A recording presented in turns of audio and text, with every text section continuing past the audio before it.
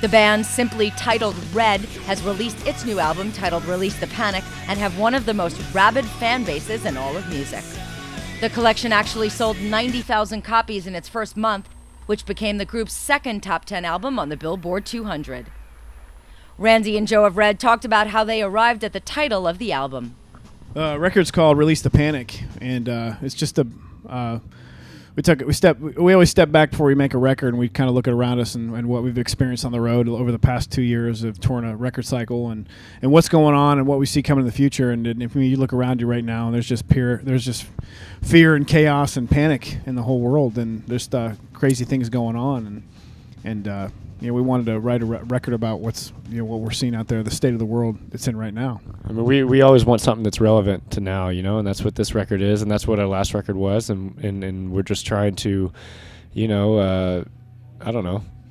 I think our job as artists is to interpret the world we see around us. Yeah, we want to tell all these people in the world what's going on and let them be aware of it, because I think a lot of people are just secluded from what's real, and right now the world is panicking, and we're trying to help them out. That's what we're here for. They talk about what they bring to the table as a spiritual band and balancing the fine line between being dark and keeping a positive message.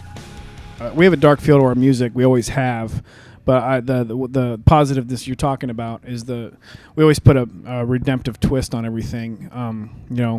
To say that there aren't dark things in this world would be a lie. But I think we fit in because we're a group of guys. We're a rock band, and just because we love God doesn't mean that we can't do this at the same time. So we've done well fitting in on and I guess markets, if you would say, the Christian market and the mainstream market at the same time, and we've just enjoyed the opportunity to tell people that there's a light at the end of the tunnel through our music.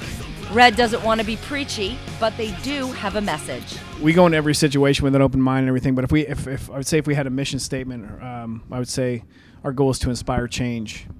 And like I said, we're men of faith, and we believe that God's using us to inspire people to get out of those situations that they're in, or maybe if they're just doing good, to encourage them.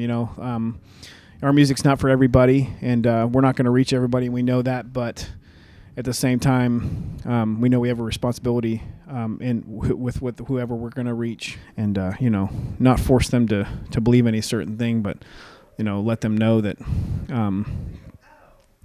we've tried a lot of those things, and there's only ever been one thing that's worked for us in our life. It's changed us. It's changed the people around us. It's changed our families. It's changed a lot of things, and we feel like we have a responsibility to fill people in and let them make the decision for themselves. Not to say, hey, if you do this, or if you don't do this,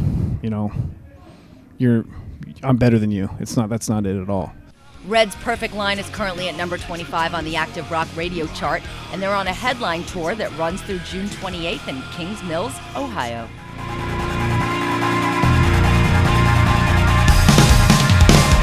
You can feel it, but you're ignoring